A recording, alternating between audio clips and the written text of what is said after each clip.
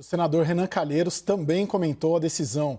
Ele publicou no Twitter: a advertência do CNMP, o Conselho Nacional do Ministério Público, é branda para a odiosa perseguição de Deltan Dallagnol contra mim. Campanhas políticas opressivas, postagens fakes, investigação sem prova para tornar-me multi-investigado. Mais de 2/3 arquivadas pelo STF. Entrarei com ação civil para reparação de danos morais. Claro, publicação nas redes sociais é importante, mas mais importante ainda é a palavra. Então agora, entrevista ao vivo aqui no Expresso CNN com ele, o senador Renan Calheiros, que faz a gentileza de conversar com a gente agora. Senador, boa noite, muito bem-vindo. Aqui é Mona Lisa Perrone. Eu gostaria de saber se o senhor está me ouvindo bem para que eu possa apresentar o nosso time todo para a gente conversar. Estou ouvindo muito bem, Mona Lisa. Tá bom. Obrigada, senador. Então, claro, ao meu lado aqui, Caio Junqueira, meu parceiro na entrevista, e também os nossos analistas de política neste momento estão o Fernando Molica, do Rio de Janeiro, e a Thaís Arbex, direto de Brasília. Senador, o senhor tuitou, foi branda a punição? O senhor acha que deveria ter sido mais severa? Ali na escala de punições do Conselho, poderia ter a suspensão, a demissão ou a cassação da aposentadoria? O senhor esperava um desses itens e não o que foi decidido? Sem dúvida, Mona Lisa, mas ela tem um significado importante, porque é, na verdade, o primeiro passo, né, para a responsabilização civil do Dallagnol pelos danos cometidos. E passa uma mensagem clara ao Ministério Público Federal de que ele não pode continuar abusando. Eles tentaram confundir a opinião pública com essa coisa da liberdade de expressão, mas não é verdade. Se ele é um entusiasmado enorme da liberdade de expressão, por exemplo, porque ele processou o jornalista Reinaldo Azevedo. Isso é uma coisa deliberada, feita para confundir. É uma tara para desviar o foco da discussão, do debate. Sim, senador, nós estamos com uma questão técnica meio complicada, às vezes a imagem do senhor trava, então o áudio está ok, estou avisando a nossa audiência que a imagem às vezes trava, mas significa sim uma entrevista ao vivo agora às 18h42 com o senador Renan Calheiros. Vamos continuar, Caio, sua pergunta. Oi, senador, obrigado por topar aí a entrevista conosco, exclusiva, o senhor conversando conosco sobre essa decisão, né, a partir de uma representação do senhor. Muito obrigado. Senador, minha pergunta é o seguinte: o fato do Deltan ter se afastado do comando da Lava Jato de Curitiba, aliado às condições do seu afastamento, né, um problema familiar, uma doença da filha, isso não seria o suficiente para evitar que esses processos contra ele avançassem? Não, Caio, ele evidentemente que tentou sair de fininho, sem ser percebido, alegando um problema familiar. Não é verdade. O que essa gente fez do ponto de vista do abuso, do excesso, precisa ser punido, e punido exemplarmente. Aliás, nós fizemos o mesmo com o Janot, que foi Procurador-Geral da República. Nós entramos contra ele na Ordem dos Advogados do Brasil e ele não teve a emissão da sua carteira de advogado. Nós entramos na Justiça contra o Marcelo Miller, que coordenou todas as grandes delações e encomendou citação de todos os delatores. Encomendou não, vendeu citações. E na última, que ele foi pego com dinheiro na conta, tramando com advogados, foi a delação da JBS, em que ele ficou dos dois lados. Quer dizer, essa gente tenta desviar o foco. O que eles estão fazendo, por exemplo, com a lei de abuso de autoridade, que foi aprovada pelo Congresso e está valendo, mas depende da iniciativa do Ministério Público, eles não entraram, por exemplo, contra o desembargador de Santos, naquele evidente abuso de autoridade, e não entraram também, por exemplo, contra a juíza de Curitiba, né, que condenou por racismo. Isso verdadeiramente não pode continuar a acontecer. Thaís Arbex, a sua pergunta para o senador? Boa noite, Mona. Boa noite, senador. Tudo bom? Minha pergunta é o seguinte: estamos numa semana em que o Procurador-Geral da República, Augusto Aras, vai decidir sobre a prorrogação ou não da Lava Jato. Há uma tendência de que ele adote uma reformulação, um modelo de transição. O senhor é um crítico da operação. Quero saber como o senhor avalia essa decisão. Olha, Thaís, eu sempre defendi as investigações, desde a época em que fui ministro da Justiça. Eu acho que a investigação é até uma oportunidade para que o agente político eventualmente possa se defender. Mas qualquer investigação tem que haver, senão, efetivamente, a lei não vale para todos. Eu defendi sempre a Lava Jato. Acho que ela deixará contribuições importantes para o nosso país. Mas eu não defendo os excessos, os abusos. Eu os contestei. No meu caso, por exemplo, eles entraram com vários pedidos de investigação para me tornar, mesmo sem prova, um multi-investigado. E, com isso, criminalizar a minha imagem. O Supremo Tribunal Federal, para quem não sabe, já arquivou mais de 2/3 das investigações pedidas contra mim. Quer dizer, como isso aconteceu? Aconteceu, obviamente, por interesse político partidário, porque eu era o presidente do Congresso Nacional, era uma espécie de presidente do sindicato da política. Então, como criminalizar a política sem, em primeiro lugar, afetar o presidente do Congresso Nacional? Então, na verdade, foi isso que aconteceu. Foi uma perseguição implacável, odiosa, e, claro, precisa ser punida. Fernando Molica, sua pergunta? Senador, boa noite. Muitos integrantes do Ministério Público que já se manifestaram afirmam que essa pena de censura ao Dallagnol pode representar uma limitação da atuação do próprio Ministério Público, que isso pode fazer com que muitos procuradores temam acusar, temam fazer o seu papel com medo de punições. O senhor não acha que há esse risco? Não, pelo contrário, ela é pedagógica sobre todos os sentidos. Você tem alguns estados do Ministério Público atuando muito bem na forma da lei, sem cometer excesso, sem cometer abuso. Isso tem que acontecer também com o pessoal de Curitiba. No meu caso, por exemplo, nós tivemos a repetição do que aconteceu na eleição nacional. Aqui na eleição para o Senado em Alagoas, ele postou vídeo, fez campanha, defendeu candidaturas alternativas, quer dizer, e o noticiário passa a ideia de que ele tentou influir. Não, ele não tentou influir, ele influiu decisivamente na eleição do Senado Federal. E não é um aspecto de liberdade de expressão, não, é de criminalização de um dos candidatos e a paralela entrada no Supremo Tribunal Federal do chamado voto aberto, que seria único. Toda eleição tem como pressuposto o voto secreto. Eles queriam fazer o voto aberto porque, diante da criminalização da minha imagem, da imagem de um dos candidatos, ele, com isso, dificultaria o voto, o que, na prática, aconteceu. E eu tive que sair do processo, tão logo o processo se iniciou. Essa é a primeira vez que alguém consegue provar, né, e fizemos isso, a utilização política eleitoral do Ministério Público. O pessoal de Curitiba fez o que fizeram na eleição presidencial, quando afetaram um candidato, condenaram sem prova, afastaram do processo eleitoral e depois o juiz que o condenou na primeira instância, o juiz que o condenou, foi para o governo que ele beneficiou no processo eleitoral. Isso é uma coisa absurda, em nenhuma democracia isso vai acontecer e isso não pode acontecer também no Brasil. Sim, senador, agora o nosso analista, o Yuri Pita, também participa da entrevista e faz a pergunta para o senhor.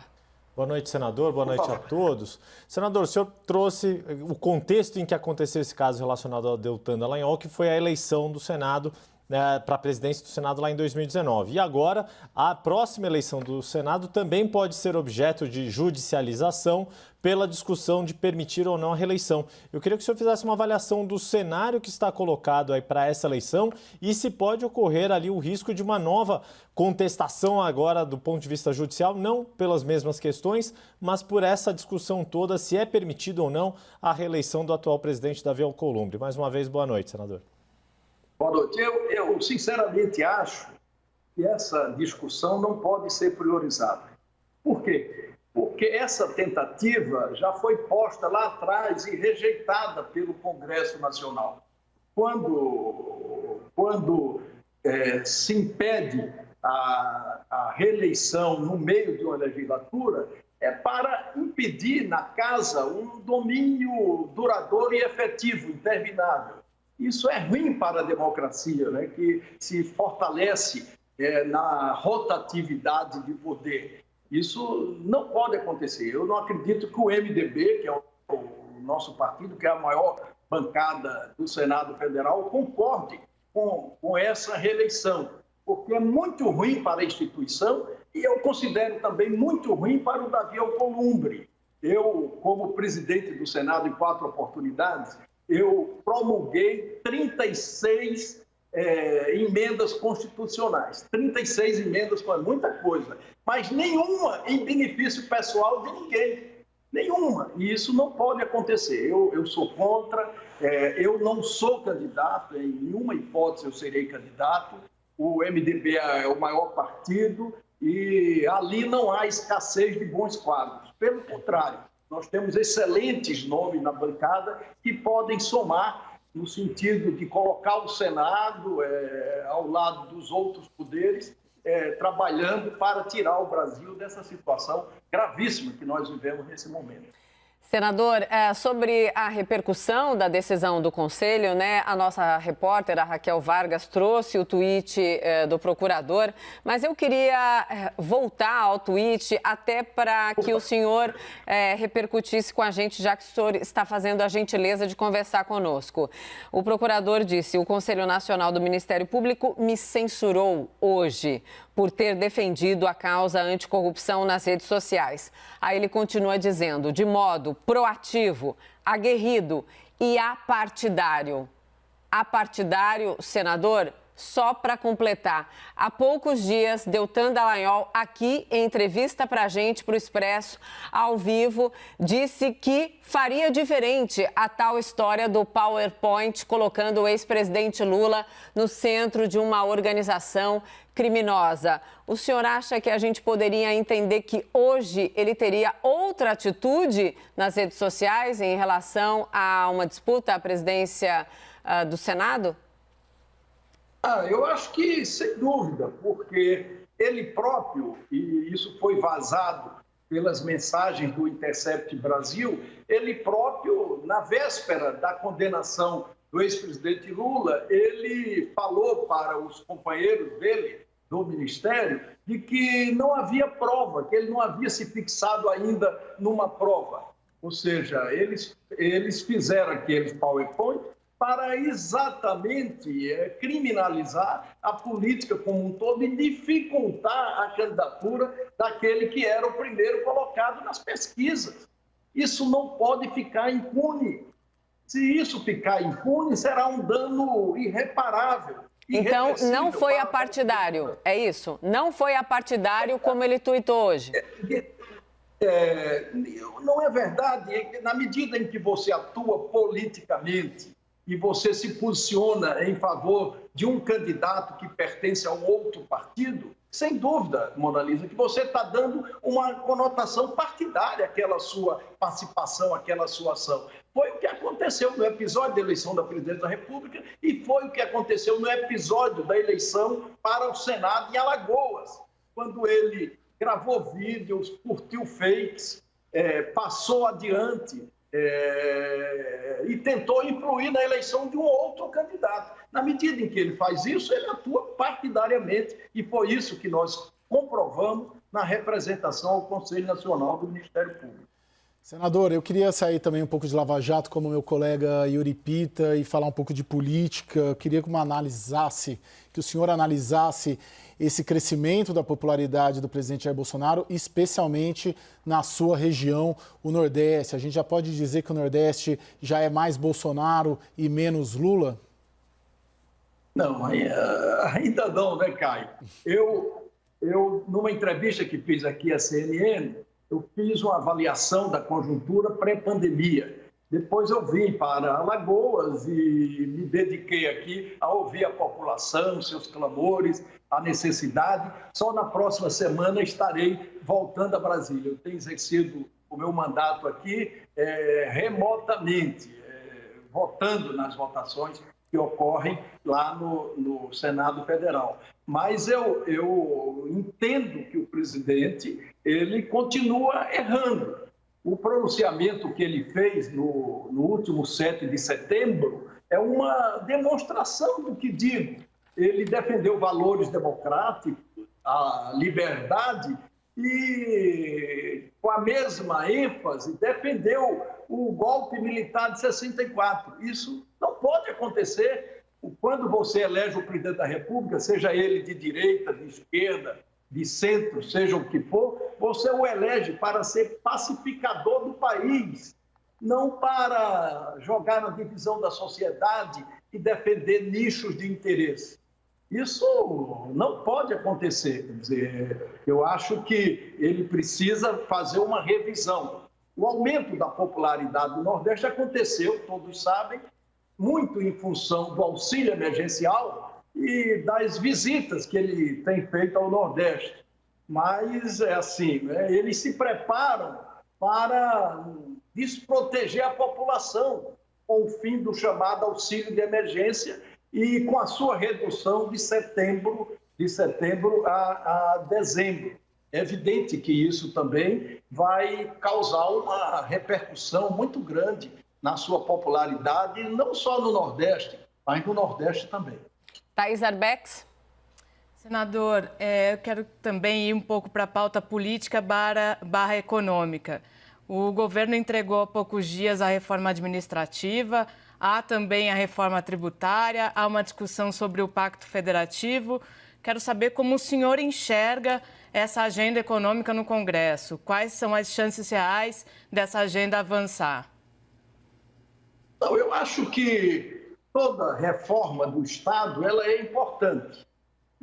Aos parlamentares e à sociedade, nós reservamos o direito de discutir o conteúdo, o teor dessas reformas. E aí há as diferenças, né? Mas há um consenso com relação à necessidade da reforma tributária, há um consenso com relação à necessidade da reforma administrativa. Os modelos que precisarão ser discutidos, e muitos vão se guiar pela necessidade de se proteger a maioria da população, aqueles que precisam exatamente dessa proteção.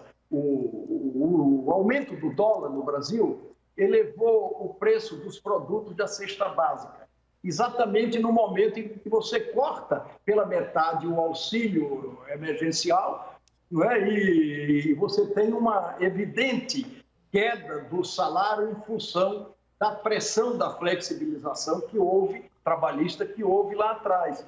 Então, nós temos que apoiar tudo que signifique tracionar a nossa economia para gerar renda, para gerar empregos. É isso que o governo precisa fazer e acabar com essa coisa equivocada, de utilizar 300 bilhões dos recursos das nossas reservas.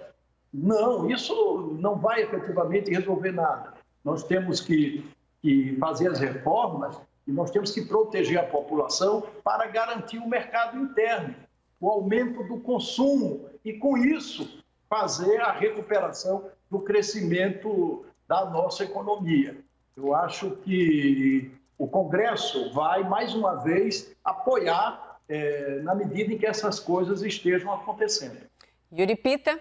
Senador, o senhor falou, voltando ali à questão da Lava Jato, que a eleição de 2018 foi contaminada pela Operação Lava Jato e pela criminalização da política.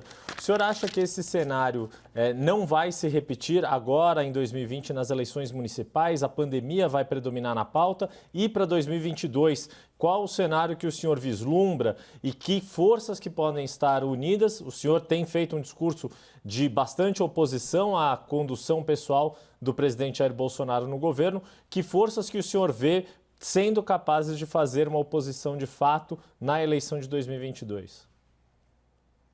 Acho que na medida em que o presidente não se colocar como pacificador do país, né, ele vai resguardar um espaço grande da oposição.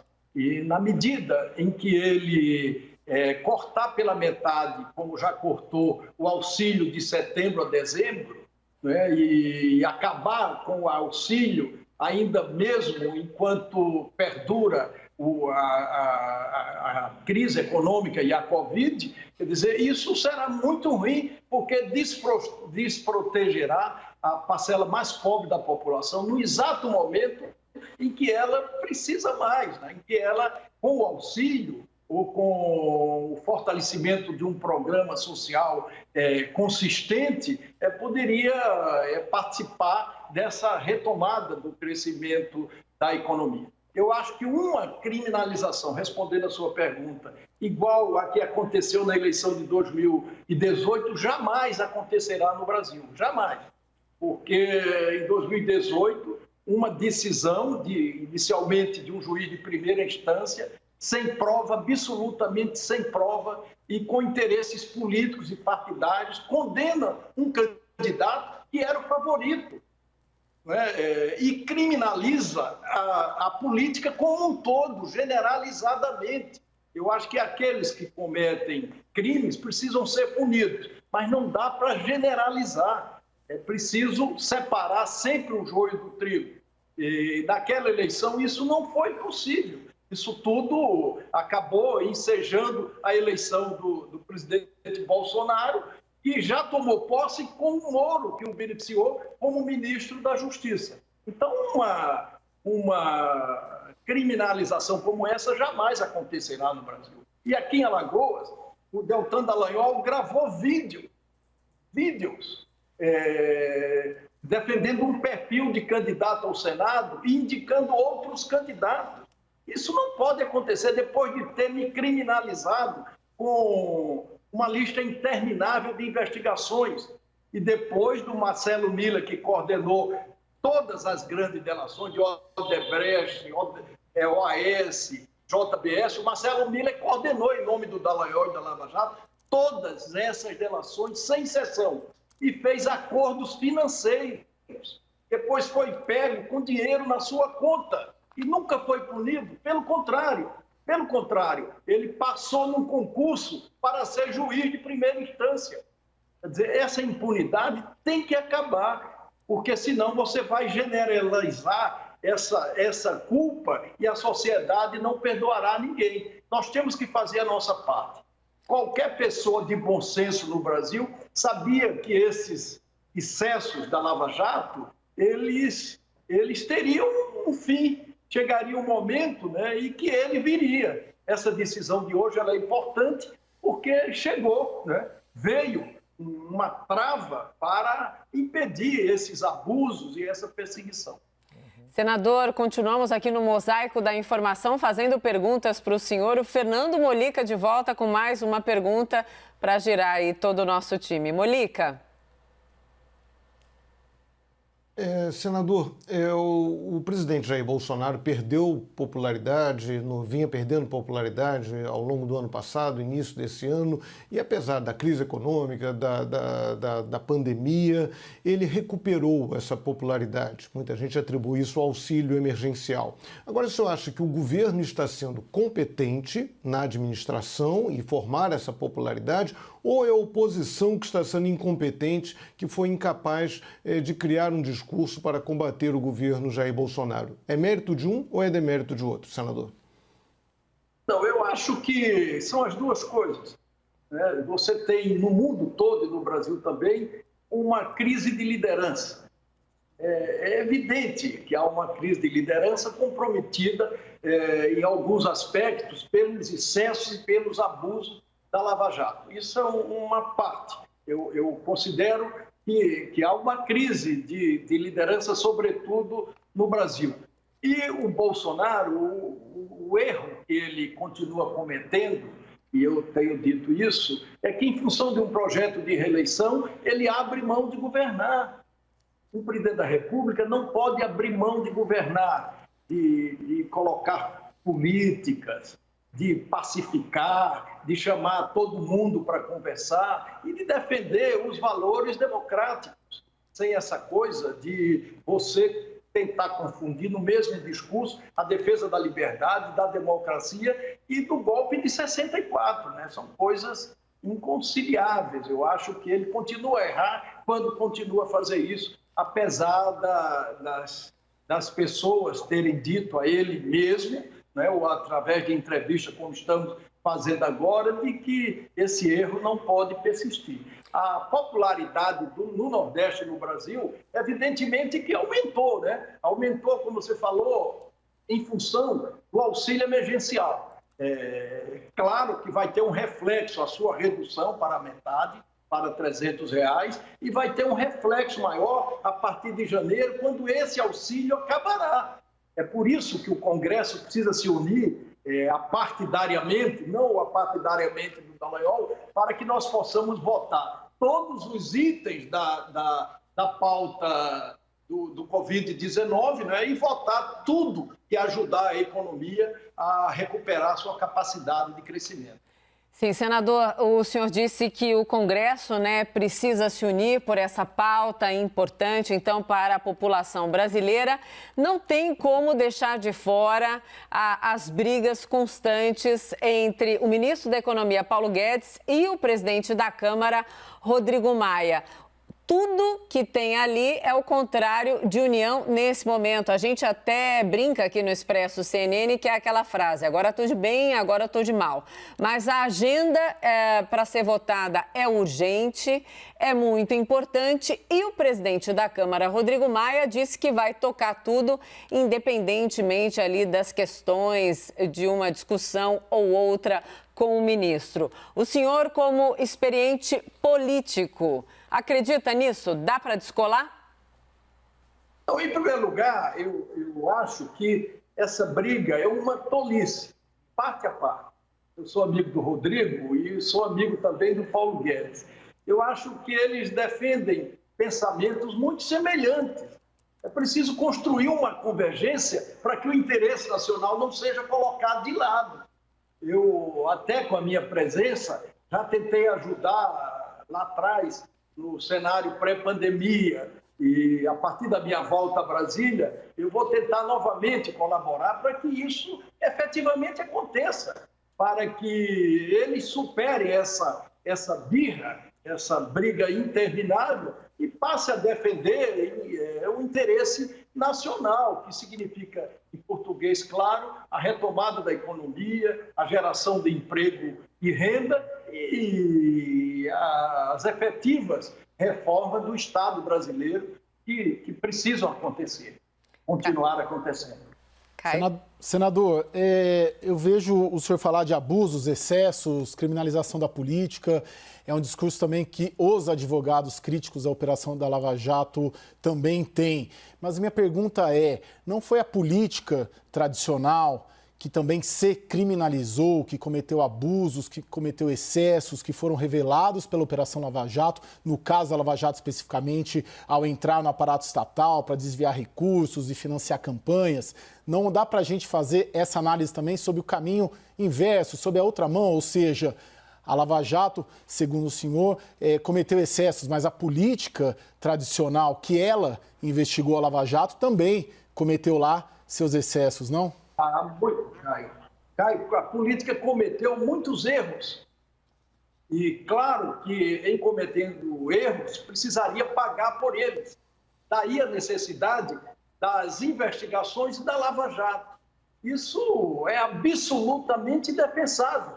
O que não é defensável são os abusos, são os excessos. é você prender para delatar, é você torturar, é você contornar os limites da legislação processual penal, é você fazer tudo isso com interesse eleitoral, é você defender, paralelamente às eleições de 2018, uma candidatura de um procurador, pelo menos em cada estado brasileiro. Quer dizer, essas coisas, elas são indefensáveis. E é por isso que essa decisão do CNMP, ela é muito importante, porque significa, na prática, que o CNMP sai daquele corporativismo doentio e passa a condenar essas pessoas que praticam exatamente essas coisas. O Dallagnol pode ficar impune, ele pode sair de fininho, como tentou, alegando problema familiar. O Marcelo Miller, que coordenou as operações da Lava Jato, pode ficar impune. O Janot já não ficou impune, nós entramos contra ele na OAB e ele deixou de ter a expedição da sua carteira profissional de advogado. E o Paludo, que foi acusado por um dos delatores de ter recebido dinheiro. Quer dizer, então não pode haver generalização. A política errou, precisa pagar pelo que fez. E o Ministério Público que errou, que exorbitou, que exagerou, da mesma forma, precisa pagar pelo que fez. Por isso que essa decisão ela é pedagógica. Senador Renan Calheiros, muito obrigada por esse tempo aqui conosco, muito obrigada por essa entrevista exclusiva. Até uma próxima e boa noite ao senhor, senador. Muito obrigado a vocês também. Obrigada. Obrigado, senador.